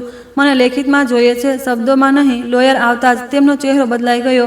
તેમણે ફાઇલ કાઢી. તેમાં એક એપ્લિકેશન હતી, name addition, join app ownership request જેવું કંઈક. તેમાં એપ્લિકેન્ટ તરીકે રોહિતનું નામ હતું અને સપોર્ટિંગમાં મારી આધાર કોપી, મારી પાન કોપી અને મારા પેટમાં વળ ઉઠવા લાગી એક કન્સેન્ટ લેટર, જેની નીચે મારી જેવી સહી હતી. મારી જેવી, મારી નહીં. મારા ગળામાં હવા ફસાઈ ગઈ. મેં કાગળને ધ્યાનથી જોયો. સહીની રેખાઓ મારી હતી, પણ ત્રાસાપણું અલગ હતું, જાણે કોઈએ મારી સિગ્નેચર સ્ટાઇલને નકલ કરવાની કોશિશ કરી હોય. સેક્રેટરીએ ધીમેથી કહ્યું, મેડમ, આ તમારા ઘરેથી જ આવ્યું હતું. હું થોડી સેકન્ડ સુધી બોલી નહીં. પછી મેં બસ આટલું કહ્યું, આ કન્સલ્ટેડ લેટરની ફોટોકોપી મને અત્યારે જ જોઈએ. અટેસ્ટ, તે ગભરાઈને બોલ્યો. અટેસ્ટ, મેં કહ્યું, તમે સીલ લગાવો અને લખો, true copy as per record. તે ડરી ગયો. ડર ઘણીવાર સત્યનો પહેલો સાથી હોય છે. તેણે સીલ લગાવી. મેં પેપરને ફાઇલમાં રાખ્યું અને બહાર નીકળી આવી. હું સોસાયટીના પગથિયા પાસે થોડી સેકન્ડ ઊભી રહી. મારી આંખો બળી રહી હતી. હવે આ માત્ર વિશ્વાસઘાત નહોતો, આ દસ્તાવેજી છેતરપિંડી હતી. કોઈએ મારા નામથી કન્સલ્ટેડ બનાવ્યો હતો અને મારા ડોક્યુમેન્ટ લગાવ્યા અને મારા જ ઘરનું પોતાનું નામ ચડાવવાની કોશિશ કરી. મારા અંદરથી એક અવાજ આવ્યો, જો આજે તું ચૂપ રહી તો કાલે તું તારા જ ઘરમાં મહેમાન બની જઈશ. મેં તરત જ વકીલને કોલ કર્યો. તેમણે કહ્યું, બહુ સારું કર્યું, તમે કોપી લઈ લીધી. હવે 11:30નો મતલબ સાફ હતો. તમારી બાયોમેટ્રિક કન્સલ્ટેડ ફાઇનલાઇઝ કરવાનું સ્ટેપ હોઈ શકે છે. મેં પૂછ્યું, જો મારી સહી ફેક છે તો? તેમણે કહ્યું, તો 2 બાબતો થશે, ક્રિમિનલ એંગલ પણ અને સિવિલ રેમેડી પણ. અત્યારે તમે પેનિક નહીં કરો. આપણે સાચી જગ્યાએ સાચી વાત કરીશું. હું ઘરે પાછી ફરી તો રોહિત તૈયાર થઈને બેઠો હતો, જાણે તેને ખબર હોય કે હું ક્યાં ગઈ હતી. તેણે ખૂબ જ મીઠા અવાજમાં કહ્યું, અરે, આજે તું જલ્દી કેમ નીકળી ગઈ હતી? મેં નોર્મલ બનીને કહ્યું, એ ઓફિસનું કામ હતું. તેણે ફાઇલ તરફ જોયું. આ શું છે? મેં કહ્યું, કેટલાક ડોક્યુમેન્ટ્સ. મને સ્ટેટમેન્ટ જોઈતા હતા. તેની આંખો 1 સેકન્ડ માટે સંકોચાઈ. પછી તે મુસ્કુરાયો. તું હંમેશા આટલી સિરિયસ કેમ રહે છે? મેં મનમાં કહ્યું, કારણ કે તું રમત રમી રહ્યો છે. બહારથી મેં બસ આટલું કહ્યું. આજે બેંકમાં ભીડ હતી. તે ઉઠીને મારી પાસે આવ્યો, ખૂબ નજીક. 11:30 વાગ્યે, યાદ છે ને? મારું હૃદય એક પળ માટે રોકાઈ ગયું. મેં મારો અવાજ સ્થિર રાખ્યો. શાના માટે? તેને જાણે પહેલાથી તૈયાર જવાબ આપ્યો. મમ્મી પપ્પાની લોનના ક્લોઝર પછી એક નાનું કામ છે. બસ કેટલાક પેપર સાઇન કરવાના છે, જેથી ફ્યુચરમાં કોઈ કન્ફ્યુઝન ન રહે. કન્ફ્યુઝન, આ શબ્દ તેણે એમ બોલ્યો જાણે તે મારું ભલું ચાહતો હોય. મેં કહ્યું, ક્યાં પેપર્સ? તેણે ખભા ઉલાડ્યા. અરે, આ રૂટીન છે, સોસાયટી અને રજિસ્ટ્રીવાળી ફોર્માલિટીઝ. હું અંદરથી હસી પડી. રૂટીન? જ્યારે તમે કોઈની સહીની નકલ કરીને કન્સર્ટ લગાવો છો તો તેને રૂટીન નહીં, છેતરપિંડી હોય છે. મેં કહ્યું, ઠીક છે, હું ચાલીશ. તેની આંખોમાં ચમક આવી ગઈ. ગુડ, જલ્દી તૈયાર થઈ જા. મેં બાથરૂમમાં જઈને દરવાજો લોક કર્યો અને અરીસામાં મારી જાતને જોઈ. મારી આંખો નીચે થોડો સોજો હતો, પરંતુ ચહેરા પર એક પ્રકારનો ઠહેરાવ પણ હતો. મેં ગણીને કહ્યું, આજે તો હું તૂટીશ નહીં. પણ મેં મારા ફોનની રેકોર્ડિંગ સેટિંગ ચેક કરી. પાવર બેંક સાથે રાખ્યું. આધાર અને પાનની ઓરિજિનલ કોપીઓ ન લઈ ગઈ, માત્ર ફોટો કોપી. કારણ કે ઓરિજિનલ બતાવવી પડે તો હું બતાવીશ, પણ કોઈને પકડવા નહીં દઉં. 11 વાગ્યાની આસપાસ વકીલનો ક્લાર્ક નીચે આવી ગયો. જેમ અમે નક્કી કર્યું હતું, રોહિતને તેની હાજરીની ખબર નહોતી. મેં તેને નીચે બોલવાનું બહાનું કર્યું. મને બેંકના ડોક્યુમેન્ટ્સમાં કન્ફ્યુઝન છે. એક ફ્રેન્ડ મોકલી રહી છે. રોહિત આંખો કાઢી પણ કંઈ બોલ્યો નહીં. કદાચ તેને લાગ્યું હું બસ પેપર વર્કમાં અટવાયેલી છું. અને ત્રણેય, હું, રોહિત અને વકીલનો ક્લાર્ક, રિક્ષાથી સબ રજિસ્ટ્રાર ઓફિસ તરફ નીકળ્યા. રસ્તામાં રોહિત સતત મીઠો બનતો રહ્યો. જો ને, હા, આજે બધું ફાઇનલાઇઝ થઈ જશે, પછી આપણે ફ્રેશ સ્ટાર્ટ કરીશું. ફ્રેશ સ્ટાર્ટ કોની સાથે? મારા મગજમાં માન્યાનું નામ વીજળીની જેમ ચમક્યું. અમે સબ રજિસ્ટ્રાર ઓફિસ પહોંચ્યા તો બહાર જ ભીડ હતી. લોકો ફાઇલો લઈને એજન્ટ્સ બૂમો પાડીને ટોકન નંબર જણાવી રહ્યા હતા અને અંદરથી પંખાની ગરમ હવા બહાર આવી રહી હતી. રોહિત મને હાથથી ખેંચીને એક ખૂણામાં લઈ ગયો, જ્યાં એક માણસ સફેદ શર્ટમાં ઊભો હતો. એજન્ટ. તેણે મને જોઈને કહ્યું, મેડમ, ટોકન રેડી છે, બસ અંદર બાયોમેટ્રિક અને સાઇન થઈ જશે. હું તેની આંખોમાં જોતી રહી. કઈ ચીજનું ટોકન? તે મુસ્કુરાયો. મેડમ, નામ જોડાવાનું, જોઈન્ટ ઓનરશિપ. બહુ સિમ્પલ છે. મારી અંદર ગુસ્સો ઉઠ્યો, પણ મેં તેને ચહેરા પર ન આવવા દીધો. મેં બસ કહ્યું, આ મારા વગર કેવી રીતે ઇનિશિએટ થયું? એજન્ટે બહુ કેઝ્યુઅલી કહ્યું, મેડમ, હસબન્ડે સબમિટ કર્યું છે અને તમારા ડોક્યુમેન્ટ પણ લાગ્યા છે. બસ તમારી પ્રેઝન્ટ જોઈએ છે ફાઇનલ કરવા માટે. તમે તો ફેમિલી છો ને? એમાં શું છે ફેમિલી? આ શબ્દ દર વખતે મારી વિરુદ્ધ હથિયાર બનતો હતો. ત્યારે જ હું પાછળથી આવતો અવાજ સાંભળીને જામી ગઈ. તે અવાજ કોઈ મહિલાનો હતો. તે જ કોન્ફિડન્ટ અને ઓળખીતો નહોતો, પણ તેના અંદાજમાં એ જ હક હતો જે મેં રોહિતના વોઇસ નોટ્સમાં અનુભવ્યો હતો. રોહિત થઈ ગયું ટોકન। મેં ગરદન ફેરવી, સામે માન્યા ઊભી હતી। એ જ નવાવાળા કપડાં, મોંઘા, આંખો પર મોટા સનગ્લાસીસ અને ચહેરા પર એવો ભાવ જાણે હું પહેલાંથી હારી ચૂકી છું। તેણે મને જોઈ અને અડધી મુસ્કાન આપી, તે મુસ્કાન જે માણસ ત્યારે આપે છે જ્યારે તેને લાગે છે કે સામેવાળું બસ એક રૂકાવટ છે। રોહિતનો ચહેરો એક સેકન્ડ માટે ચમક્યો, પછી તેણે જલ્દીથી માસ્ક પહેરી લીધો। માન્યા, તું અહીં? માન્યાએ એમ કહ્યું જાણે આ બિલકુલ સ્વાભાવિક હોય। હા, તે કહ્યું હતું ને, આજે ફાઇનલ છે, પછી આપણે લંચ કરીશું। મારી અંદર કંઈક તૂટવાની જગ્યાએ કંઈક જામી ગયું। હવે બધું સામે હતું। આ માત્ર લોન કે પૈસાની વાત નહોતી, આ ઘર, નામ અને મારી જગ્યાની રમત હતી। વકીલના ક્લાર્કે ધીમેથી મારા કાનમાં કહ્યું, મેડમ, હવે તમે શાંત રહેજો। તમે બોલશો તો તે તમને પ્રોવોક કરશે। આપણે પ્રોસેસર પર જઈશું। મેં માથું હલાવી દીધું। એજન્ટે મને ટોકન સ્લીપ પકડાવી। તેના પર મારું નામ છપાયેલું હતું, જાણે મારા નામને કોઈએ ઉધાર લઈને પોતાના કામમાં લગાવી દીધું હોય। મેં સ્લીપ જોઈ, પછી રોહિતને જોયો। તેણે મારી આંખોથી નજર ચોરાવી। મેં ધીમા અવાજમાં કહ્યું, તો તે તો ખરેખર મારી સહીની નકલ કરી। તેણે ધીમા અવાજે કહ્યું, ડ્રામા ન કર, બસ અંદર ચાલ, બધું ઠીક થઈ જશે। હું હસી ન શકી। ઠીક, પણ કોના માટે? મેં મનમાં પૂછ્યું। ત્યારે જ ક્લાર્કે આગળ વધીને કહ્યું, madam, before processing we need to verify submitted documents, please show the application file. એજન્ટે ક્લાર્કને ઘૂર્યો। આપ કોણ? ક્લાર્કે કહ્યું, લીગલ આસિસ્ટન્ટ। લીગલ શબ્દ સાંભળતા જ એજન્ટનો ચહેરો ઉતરી ગયો। માન્યાએ રોહિતનો હાથ પકડીને કહ્યું, શું આ કહી રહી છે? આ તારી વાઇફ ટ્રબલ કરશે તો આપણે શું? રોહિતે મારી તરફ ગુસ્સાથી જોયું। જો નેહા, તારે જે જોઈએ એ ઘરે આવીને વાત કરીશું, અત્યારે અહીં સીન ન બનાવું। મેં તેની આંખોમાં સીધું જોયું। હું સીન નહીં બનાવું, હું માત્ર સત્ય રોકીશ। ક્લાર્કે મને ઇશારો કર્યો કે આપણે અંદર ચાલીએ। અમે કાઉન્ટર પાસે પહોંચ્યા। હું મારો નંબર જણાવવા લાગી, ત્યારે જ એક બાબુએ કહ્યું, મેડમ, બાયોમેટ્રિક ફોર કન્સેન્ટ। તેણે મશીન તરફ ઇશારો કર્યો। એ મશીન મારા માટે હવે મશીન નહોતી, તે મારી જિંદગીનો ગેટ હતો। રોહિત મારા ખભા પર હાથ રાખ્યો, એવી રીતે જાણે તે મને સપોર્ટ કરી રહ્યો હોય। તેની આંગળીઓનું દબાણ મને ધમકી જેવું લાગ્યું। તેને મારા કાનમાં ખૂબ ધીમેથી કહ્યું, જો તે આજે થંબ ન લગાવ્યો તો યાદ રાખજે, ઘરે પાછી ફરીને તું એક પણ ચીજ લઈને નહીં નીકળી શકે। મારું ગળું સુકાઈ ગયું। આ એ જ માણસ હતો જેણે ક્યારેય કહ્યું હતું ટીમમેટ। હવે એ જ માણસ મને ખાલી હાથ કરવાની ધમકી આપી રહ્યો હતો। મેં મશીન તરફ હાથ લંબાવ્યો, પછી રોકી લીધો। મેં ક્લાર્ક તરફ જોયું। તેણે બહુ હળવેથી માથું હલાવ્યું, જાણે કહી રહ્યો હોય, હવે તમારી પાસે એક સાચો મોકો છે, ખોટા કાગળ પર સાચો અંગૂઠો ન લગાવો। મેં બાબુને કહ્યું, પહેલાં મને ડીડ બતાવો, મેં વાંચ્યા વગર થંબ નહીં લગાવું। બાબુએ આંખો પટપટાવી, મેડમ, જલ્દી કરો, લાઈન છે। મેં ત્યાં જ શાંત અને સાફ અવાજ રાખ્યો, લાઈન રહેશે, પરંતુ મારો અધિકાર નહીં જાય। મેં પાછળથી ફરી માન્યાએ ચીડાઈને કહ્યું, આટલા ભણતરનો આ જ ફાયદો છે શું? દરેક ચીજમાં શક। મેં તેની તરફ પડ્યા વગર કહ્યું, શક નહીં, સુરક્ષા। રોહિતે ગુસ્સામાં મારો હાથ પકડવાની કોશિશ કરી, પરંતુ ક્લાર્કે વચ્ચે આવીને કહ્યું, madam is entitled to read the document, please provide the draft. બાબુએ ફાઇલ ખોલી અને જેવું તેણે પહેલું પાનું પલટાવ્યું, મારી આંખો એક શબ્દ પર અટકી ગઈ, અધિકાર, ત્યાગ, રિલીઝ જેવું કંઈક લખેલું હતું। મારું હૃદય ધબકારો ચૂકી ગયું। આ નામ જોડાવાનો સાધારણ પેપર નહોતો, આ એવો પેપર હોઈ શકે છે જે મારા હિસ્સાને છોડવાનો મતલબ આપે। મેં પાનાને વધુ ધ્યાનથી જોયું અને મને વચ્ચે એક લાઈન દેખાઈ, જેમાં લખ્યું હતું, પત્ની દ્વારા પોતાના અધિકારનો ત્યાગ કરીને પતિને પૂર્ણ સ્વામી બનાવવાની ઘોષણા। મારા કપાળ પર પરસેવો આવી ગયો। રોહિતે મારા કાનમાં ફરી ગણગણાટ કર્યો, બસ સાઇન કરી દે, પછી સમજાવી દઈશ। મેં તેની તરફ જોયું અને મારી અંદરથી એક બહુ સાફ વાત નીકળી, હું આજે જો ઝૂકી ગઈ તો હું આખી જિંદગી ઝૂકેલી રહીશ। મેં બાબુને પેપર પાછું પકડાવી દીધું। હું આના પર થંબ નહીં આપું, આ ખોટું છે। એ જ પળે રોહિતનો ચહેરો લાલ થઈ ગયો। માન્યા એક કદમ આગળ વધીને બોલી, તો પછી આપણે કેવી રીતે?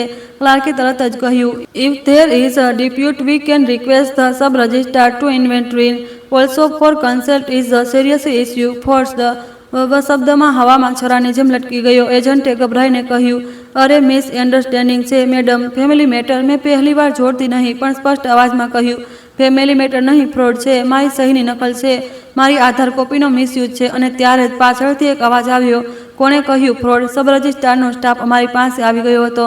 સાહેબ બોલાવી રહ્યા છે, અંદર આવો। મારું હૃદય જોરથી ધબકવા લાગ્યું।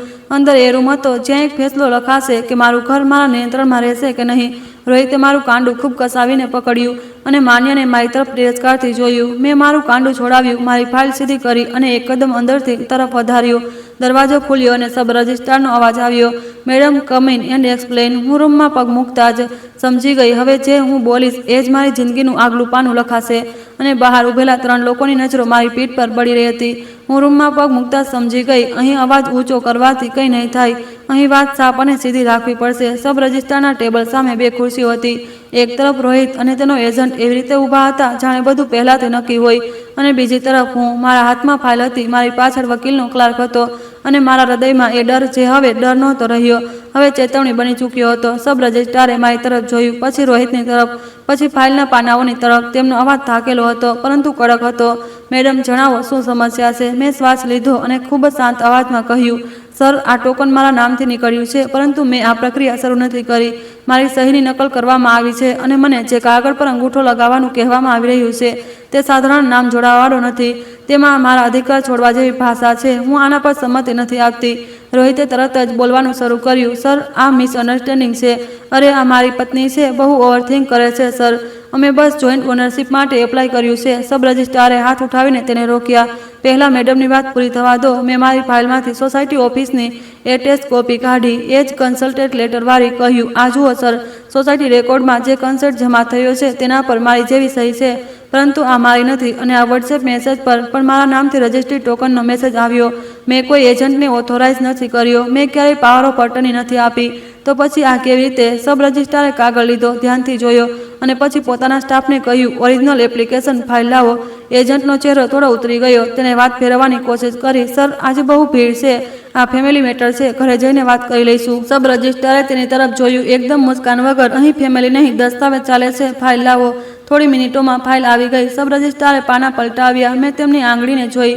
જેમ જેમ તેઓ લાઈનો વાંચી રહ્યા હતા, તેમની ભ્રમરો સંકોચાઈ રહી હતી. પછી તેમણે મારા આધાર નંબરની ફોટોકોપી જોઈ, મારા પાનની ફોટોકોપી જોઈ અને પછી તેણે કન્સર્ટ ઘોષણાવાળા પાના પર રોકાઈ ગયા. તેમણે મારી તરફ જોયું, મેડમ, તમે કન્ફર્મ કહી રહ્યા છો કે શું તમે આ સાઇન નથી કરી? મેં કહ્યું, જી, મેં નથી કરી. તેમણે રોહિત તરફ જોયું, અને તમે શું કહી રહ્યા છો? રોહિતે જલ્દીથી કહ્યું, મેં ઘરમાં એમની પાસે સાઇન કરાવી હતી. કદાચ તેમને યાદ નથી. મારી અંદર ગુસ્સો ઉઠ્યો, પણ મેં તેને મજબૂતીથી રોકી લીધો. મેં બસ આટલું કહ્યું, સર, જો મેં સાઇન કરી હોત તો હું અહીં મારો થંબ કેમ રોકત?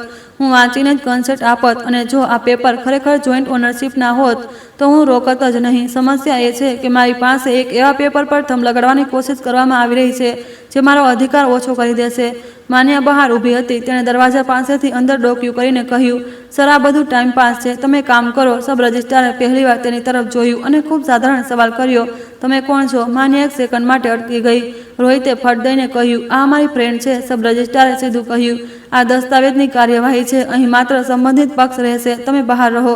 માન્યાનો ચહેરો ઉતરી ગયો. તેને પહેલીવાર અહેસાસ થયો કે આ કોઈ રેસ્ટોરન્ટનું ટેબલ નહીં, પરંતુ સરકારી ઓફિસનો રૂમ છે. સબ રજિસ્ટ્રારે પોતાના સ્ટાફને કહ્યું, મેડમે ઓબ્જેક્શન નોંધાવ્યું છે. આ સ્થિતિમાં બાયોમેટ્રિક નહીં થાય. આ પ્રક્રિયા અત્યારે રોકી દો અને ઓબ્જેક્શનના નોટ ફાઇલમાં લગાવો. મારી છાતીમાં જાણે હવા પાછી આવી. રોહિત એકદમથી ગુસ્સાથી બોલ્યો, આ ખોટું છે. સબ રજિસ્ટ્રારે ઠંડા અવાજે કહ્યું, ખોટું ત્યારે થશે જ્યારે કન્સેન્ટ વગર થંબ લગાડવાની લેવામાં આવશે. મેડમ ઓબ્જેક્શન કરી રહ્યા છે. હવે તમે બંને કાનૂની રીતે વિવાદ ઉકેલો. અહીં દબાણ નહીં ચાલે. પછી તેમણે મારી તરફ જોયું, મેડમ, જો તમે કહી રહ્યા છો કે સિગ્નેચર નકલી છે તો કમ્પ્લેન્ટ આપો. અહીંથી અમારે રિપોર્ટ કરવી પડી શકે છે. હું જાણતી હતી કે આ જ સાચો રસ્તો છે, પરંતુ મનના કોઈ ખૂણામાં ડર હતો. જો કમ્પ્લેન્ટ કરી દીધી તો ઘરમાં તોફાન આવશે. પછી મને મારી પોતાની જ લાઈન યાદ આવી, હું બૂમો નહીં પાડું, હું સાબિત કરીશ. મેં કહ્યું, જી સર, હું કમ્પ્લેન્ટ આપીશ. બહાર નીકળતા જ રોહિતે મારું કાંડું પકડી લીધું. તેની આંગળીઓ પતિની નહીં પરંતુ કબજો જમાવનાર માણસની જેમ હતી. તે મારી ઇજ્જત ધૂળમાં મેળવી દીધી. મેં શાંત અવાજમાં કહ્યું, ઇજ્જત કાગળથી નહીં મીટતી રોહત, ઇજ્જત તો જૂઠથી મીટે છે. માન્યાએ પાછળથી મેણું માર્યું, અચ્છા, તો હવે આ આપણને ફસાવશે. મેં પહેલીવાર તેની આંખોમાં જોઈને બહુ સાધારણ વાત કહી, હું કોઈને ફસાવી નથી રહી. હું બસ મારું નામ અને મારું ઘર બચાવી રહી છું. તું ઈચ્છે તો આ માણસ સાથે રહે, પણ સત્ય જોઈને રાખજે. તે કંઈક બોલવા માંગતી હતી. પછી તેણે રોહિતને જોયો. રોહિતની આંખોમાં હવે પ્રેમ નહીં પરંતુ ડર હતો. ડર કે તેનો ખેલ પકડાઈ ગયો. માન્યાએ ધીમેથી પોતાના ચશ્મા ઉતાર્યા અને એ જ ધીમા અવાજમાં બોલી, તે મને કહ્યું હતું કે આ બધું સાપ છે. તે જૂઠું બોલ્યું. રોહિતે ગણગણાટ કર્યો, હું સમજાવી દઈશ. માન્યાએ હાથ પાછળ કરી લીધો, ના, તું પહેલાં તારી જાતને સમજાવ. અને પછી તે ત્યાં જ ભીડમાં કોઈ ફિલ્મી સંવાદ વિના બસ પલટીને જતી રહી. એ પળે મને જીત જેવી ખુશી ન થઈ. મને બસ એક સચ્ચાઈ મહેસૂસ થઈ. જે માણસ પોતાની પત્નીને કાગળ દ્વારા છેતરી શકે છે તે કોઈ પણ સંબંધને સચ્ચાઈ ન આપી શકે. મેં એ જ દિવસે બે કામ કર્યા. પહેલું, હું પોલીસ સ્ટેશન ન ભાગી જેમ ફિલ્મોમાં થાય છે. હું સીધી મારા વકીલની ઓફિસે ગઈ અને અમે એક સ્પષ્ટ લેખિત કમ્પ્લેન્ટ તૈયાર કરી કે મારા દસ્તાવેજોનો ખોટો ઉપયોગ કરવામાં આવ્યો છે, નકલી સહી બનાવવામાં આવી છે અને મને ગુમરાહ કરીને થંબ લગાવવાની કોશિશ કરવામાં આવી.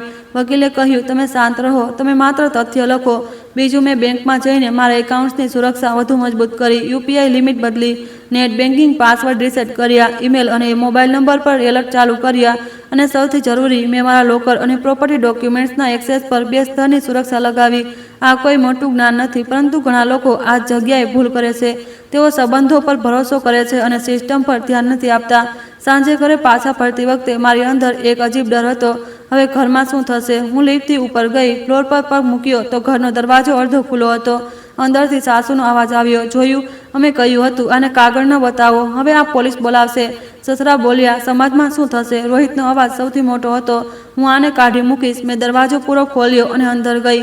ત્રણેય એકદમ ચૂપ થઈ ગયા, જાણે કોઈ પકડાઈ ગયું હોય. સાસુએ તરત નાટક શરૂ કર્યું. વહુ, તે તો અમને બરબાદ જ કરી દીધા. ઘરની વાત બહાર કેમ લઈ ગઈ? મેં બહુ સાફ કહ્યું, ઘરની વાત ત્યાં સુધી ઘરની વાત રહે છે જ્યાં સુધી ઘરના લોકો સાચું બોલે છે. જ્યારે કોઈ મારી સહીની નકલ કરે છે તો તે ઘરની વાત નથી રહેતી. રોહિતે ગુસ્સામાં કહ્યું, તને શું લાગે છે તું આ ફ્લેટ બચાવી લઈશ? તું એકલી શું કરીશ? મેં કહ્યું, હું એકલી નથી. મારી પાસે મારા કાગળ છે, મારી પાસે મારી મહેનતનો રેકોર્ડ છે. સસરાએ ધમકાવવાનો ટોન પકડ્યો. આ ઘર અમારા દીકરાનું ઘર છે. તું વહુ છે, તારી ઓકાતમાં રહે. મેં ધીમેથી કહ્યું, હું વહુ છું એટલે જ ચૂપ નહીં રહું. હું માણસ છું એટલે સુરક્ષિત રહીશ. સાસુએ રડવાનું નાટક કર્યું. અમે તને દીકરી માની અને તું અમને જેલ મોકલીશ. આ એ જ ઇમોશનલ હથિયાર હતું. મેં અવાજ ન બદલ્યો. હું કોઈને જેલ મોકલવા નથી માંગતી.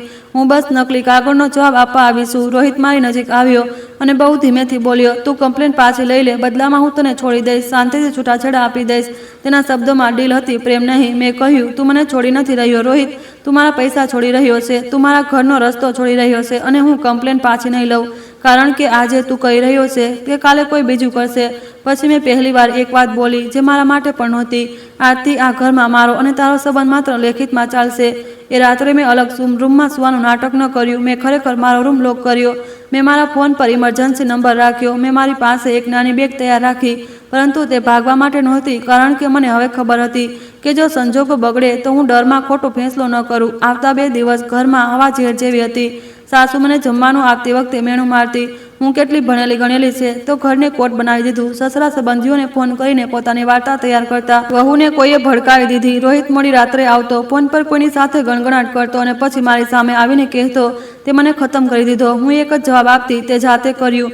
ત્રીજા દિવસે વકીલની નોટિસ આવી. તેમાં ધમકી નહોતી, માત્ર ફેક્સ હતા. મારા દસ્તાવેજનો મિસયુઝ, મારી સહીની નકલ અને મારા દ્વારા કરવામાં આવેલા પેમેન્ટ્સનો ટ્રેલ, અને સાથે એક સ્પષ્ટ પ્રસ્તાવ પણ. જો પરિવાર વિવાદને શાંત તરીકે ઉકેલવા માંગે છે તો રિટર્ન સેટલમેન્ટ કરવામાં આવે. એક, રોહિત અને તેના પરિવાર દ્વારા ભવિષ્યમાં મારા ડોક્યુમેન્ટ્સનો કોઈ ઉપયોગ મારી લેખિત મંજૂરી વગર નહીં થાય. 2, મારા દ્વારા કરવામાં આવેલા લોન પેમેન્ટ્સ વિશે પૂરી એકાઉન્ટિંગ થશે. કયા પૈસા કયા એકાઉન્ટમાં ગયા અને જો તે જ પૈસા લોનને બદલે કોઈ અન્ય એકાઉન્ટમાં ગયા તેની રિકવરી પ્લાન બનશે. 3, પ્રોપર્ટી સોસાયટી રેકોર્ડમાં જે પણ એપ્લિકેશન ચાલી રહી હતી તેને ફોર્મલી વિથડ્રો કરવામાં આવશે અને લેટર લેવામાં આવશે કે ઓબ્જેક્શનના કારણે પ્રક્રિયા રોકી દેવામાં આવી. નોટિસ વાંચતા જ ઘરમાં હોબાળો થયો. સાસુએ કાગળ જમીન પર ફેંક્યો. આ તો આપણને ચોર બનાવી દેશે. સસરાએ કહ્યું, વહુ શું જોઈએ છે તારે? પૈસા લઈ લે. રોહિતે પહેલીવાર થાકેલા અવાજમાં કહ્યું. નેહા, તું આખરે ઈચ્છે છે શું? મેં પહેલીવાર બહુ સ્પષ્ટ વાક્યમાં કહ્યું, હું ઈચ્છું છું કે તમે લોકો સત્ય માનો અને મારા નામ, મારા દસ્તાવેજ અને મારા પૈસા પર રમત બંધ કરો. બસ એ દિવસે સાંજે અમે વકીલની ઓફિસે ગયા. હું, રોહિત અને તેના માતા પિતા. કોઈ ફિલ્મી પંચાયત નહોતી. એક ટેબલ હતું, એક ફાઇલ હતી અને એક સચ્ચાઈ હતી. વકીલે પૂછ્યું, શું તમે માનો છો કે કન્સેન્ટ લેટર પર સહી જેન્યુઅની છે? રોહિત થોડી સેકન્ડ ચૂપ રહ્યો, પછી બોલ્યો, મેં એ સાઇન કરાવી હતી. મતલબ મેં જ સાઇન કરી દીધી હતી. મને લાગ્યું પછી સમજાવી દઈશ. આ કબૂલાત મારી જિંદગીનો સૌથી કડવો પુરાવો હતો. સાસુએ રડવાનું શરૂ કર્યું. આ છોકરી ખોટી સંગતમાં પડી ગયો. વકીલે શાંતિથી કહ્યું, લાગણીઓથી નહીં, સમાધાનથી વાત કરીશું. પછી તેમણે બેંક સ્ટેટમેન્ટ તરફ ઇશારો કર્યો. મેડમે જે પેમેન્ટ કર્યા છે તેમાં અમુક લોન સાથે મેચ નથી થતા. આ કયા એકાઉન્ટમાં ગયા? સસરાએ નજરો ઝુકાવી લીધી. રોહિતે કહ્યું, એ અમે કોઓપરેટિવ વાળા જૂના કેસમાં એક જગ્યાએ પે કર્યા હતા. વકીલે પૂછ્યું, લખિત પ્રૂફ? જવાબ નહોતો, અને જ્યાં જવાબ નથી હોતો ત્યાં જૂઠની જગ્યા દેખાઈ જાય છે. છેવટે સેટલમેન્ટ બન્યું. રોહિતે લેખિતમાં અંડરટેકિંગ આપ્યું કે મારા ડોક્યુમેન્ટ્સનો કોઈ ઉપયોગ નહીં થાય. નકલી એપ્લિકેશન વિથડ્રો થશે અને સબ રજિસ્ટ્રાર સોસાયટીમાં વિથડ્રો લેટર જમા થશે. પેમેન્ટ માટે એક રીપેમેન્ટ શેડ્યુલ નક્કી થયું. એક સાથે નહીં પરંતુ મહિને, જેથી લીગલી ઇન્ફોર્મેશન રહે. અને સૌથી અગત્યનું, ઘર પર કબજાનો સવાલ ત્યાં જ ખતમ થઈ ગયો. કારણ કે સબ રજિસ્ટ્રાર ઓફિસમાં ઓબ્જેક્શન નોંધાઈ ચૂક્યું હતું. આ પૂરી પ્રોસેસમાં સૌથી અજીબ ચીજ એ હતી કે હું બૂમો નહોતી પાડી, છતાંય મારું કહેવું માનવામાં આવ્યું. કારણ કે હું રડી નહોતી, છતાંય મારી વાત સાંભળવામાં આવી. કારણ કે મેં પરિવારની ભાષા છોડીને પ્રક્રિયાની ભાષા બોલી. સેટલમેન્ટ પછી ઘરે પાછા ફરતી વખતે રોહિતે ગાડીમાં કહ્યું, તું ખુશ છે? મેં બહાર રસ્તામાં જોયું. વરસાદ ફરી શરૂ થઈ રહ્યો હતો. ખુશ નહીં, બસ સાફ છું. તેણે પૂછ્યું, હવે શું? મેં કહ્યું, હવે બાઉન્ડ્રીઝ. આવતા અઠવાડિયે મેં એક પ્રેક્ટિકલ કદમ ઉઠાવ્યું જે ઘણા લોકો નથી ઉઠાવતા. મેં ઘરમાં રહેવાના નિયમો લેખિતમાં કર્યા. કોઈ પણ એક્સેસ, કોઈ પણ ડોક્યુમેન્ટ, કોઈ પણ ફાઇનાન્શિયલ ટ્રાન્ઝેક્શન, બધું જ પારદર્શક. અને જ્યારે રોહિતે છતાંય ચાલવાની કોશિશ કરી, મેં દલીલ ન કરી. મેં બસ વકીલને મેસેજ કરી દીધો. ધીમે ધીમે તેને સમજાયું, હવે આ છોકરી લાગણીઓથી નહીં તૂટે. 2 મહિનાની અંદર સેપરેશનની વાત પણ સાફ થઈ ગઈ. હું તેની સાથે એ સંબંધને આગળ નહોતી લઈ જઈ શકતી જેમાં દગો, ભૂલ નહીં યોજના હતી. મેં છૂટાછેડાને બદલાની જેમ ન લીધું. મેં તેને એક સીમાની જેમ લીધું જેની પાર મારું મન ફરી ક્યારેય નહીં જાય. આ વચ્ચે સમાજે પણ પોતાનો રોલ નિભાવ્યો. સંબંધીઓના ફોન આવ્યા, દીકરી ઘર બચાવી લે, મા બાપ છે માની લે, લોકો શું કહેશે. હું દર વખતે એક જ વાત કહેતી, લોકો શું કહેશે એનો ડર મને હતો. હવે સત્ય શું છે આ વધારે જરૂરી છે. અને હા, કેટલાક લોકોએ મારી મજાક પણ ઉડાવી, બહુ કાનૂન કરે છે. પણ કેટલીક સ્ત્રીઓએ ચૂપચાપ મને મેસેજ કર્યો, દીદી તમે સાચું કર્યું, મારી સાથે પણ આવું થઈ રહ્યું છે. એ જ રાત્રે મેં પહેલીવાર મારા રૂમમાં બેસીને પ્રાર્થના કરી, બસ એક સીધી વાત, ભગવાન મને કડવાશથી બચાવજે પરંતુ મને નબળી ન પડવા દેતો. કારણ કે મારા માટે જીત એ નહોતી કે રોહિત અને તેનો પરિવાર બરબાદ થઈ જાય. મારા માટે જીત એ હતી કે હું બરબાદ ન થાવ. કેટલાક મહિનાઓ પછી રોહિતે મને મળવાની કોશિશ કરી. તેણે કહ્યું કે તે માફી માંગે છે. મેં તેને જોયો, તેના ચહેરા પર થાક હતો. મને તેના પ્રત્યે દયા આવી, પરંતુ મેં દયાને મારી નબળાઈ ન બનવા દીધી. મેં કહ્યું, મેં તને માફ કરી દીધો. તે ચોંકી ગયો. મેં આગળ કહ્યું, માફીનો મતલબ એ છે કે હું તારું ઝેર મારા દિલમાં નહીં રાખું, પણ માફીનો મતલબ એ નથી કે હું તને ફરીથી મારી જિંદગીનો કંટ્રોલ આપીશ. સીમાઓ રહેશે. તે ચૂપ રહ્યો અને હું પહેલીવાર મારી અંદર હળવાશ અનુભવવા લાગી. કારણ કે સત્ય એ જ છે, ક્યારેક ઇન્સાફ લીધા પછી પણ દિલમાં બોજ રહી જાય છે. અને તે બોજ ત્યારે જાય છે જ્યારે તમે અંદરથી નફરત છોડી દો છો. હું મારા ફ્લેટમાં રહી, મારા નામ પર, મારા નિયમો પર. મેં મારી ફાઇનાન્શિયલ આદતો બદલી નાખી. કોઈ પણ મોટું પેમેન્ટ લિખિત પુરાવા વગર નહીં, કોઈ પણ ઘરની વાત દસ્તાવેજ વગર નહીં, અને કોઈ પણ સંબંધમાં ભાવુક થઈને પૈસા લેવાની જગ્યા નહીં. આ વાર્તા પરથી મિત્રો આપણને એ જ શીખ મળે છે કે સંબંધોમાં ભરોસો જરૂરી છે, પરંતુ આંખો બંધ કરીને ભરોસો કરવો એ સૌથી મોટી ભૂલ હોઈ શકે છે. તમારા પૈસા, બેંક એકાઉન્ટ, પ્રોપર્ટી અને જરૂરી દસ્તાવેજો સાથે જોડાયેલા દરેક ફેંસલો હંમેશા લેખિત પુરાવા અને પૂરી જાણકારી સાથે લો. કોઈની લોનમાં પૈસા નાખી રહ્યા છો તો બેંક લેટર અને એકાઉન્ટની જાણકારી સારી રીતે સમજો. પ્રોપર્ટીના નામ જોડવું ક્યારેય નાની ફોર્માલિટી નથી હોતી, અને જે પણ એગ્રીમેન્ટ હોય તે લેખિતમાં હોવું જોઈએ. પ્રેમ, પરિવારની જવાબદારી, આ બધું પોતાની જગ્યાએ છે, પરંતુ સુરક્ષા પર પ્રેમનો હિસ્સો જ છે. કોઈ પણ સંબંધ એટલો મોટો નથી હોતો કે તેના માટે પોતાનું આત્મસન્માન, પોતાની મહેનતની કમાણી અને પોતાની ઓળખ દાવ પર લગાવી દેવામાં આવે. લાગણીઓની સાથે સાથે જાગૃત રહેવું પણ એટલું જ જરૂરી છે, કારણ કે સાચા સમયે લેવાયેલો એક સમજદારીભર્યો ફેંસલો આખી જિંદગી બચાવી શકે છે. તો મિત્રો, તમે કયા શહેરથી અમારી વાર્તા સાંભળી રહ્યા છો અને તમને આ વાર્તા પસંદ આવી હોય તો કમેન્ટ કરીને જરૂર જણાવો. આ વિડીયોને લાઇક કરો, શેર કરો અને હાઈપ આપો. સાથે ચેનલને સબસ્ક્રાઇબ કરવાનું ન ભૂલતા. અને જો તમને મારી મહેનત પસંદ આવી હોય તો મને સુપર થેન્ક્સ આપીને તમારો પ્રેમ અને સપોર્ટ જરૂર દેખાડજો, જેથી હું તમારા માટે આવી જ શાનદાર વાર્તાઓ લાવતી રહું. આ વાર્તા સંપૂર્ણપણે મનોરંજન, જાગૃતતા અને સામાજિક સંદેશ આપવાના ઉદ્દેશ્યથી પ્રસ્તુત કરવામાં આવી છે. તેનો કોઈ પણ વ્યક્તિ, પરિવાર, સંસ્થા અથવા વાસ્તવિક ઘટના સાથે કોઈ સીધો સંબંધ નથી. જો કોઈ ઘટના અથવા પાત્ર સાથે કોઈ સમાનતા દેખાય તો તેને માત્ર સંયોગ સમજવો. વાર્તાનો ઉદ્દેશ્ય કોઈની લાગણીઓને ઠેસ પહોંચાડવાનો નથી, પરંતુ આર્થિક જાગૃતતા, કાનૂની સમજ અને આત્મસન્માનના મહત્વને ઉજાગર કરવાનો છે. આભાર.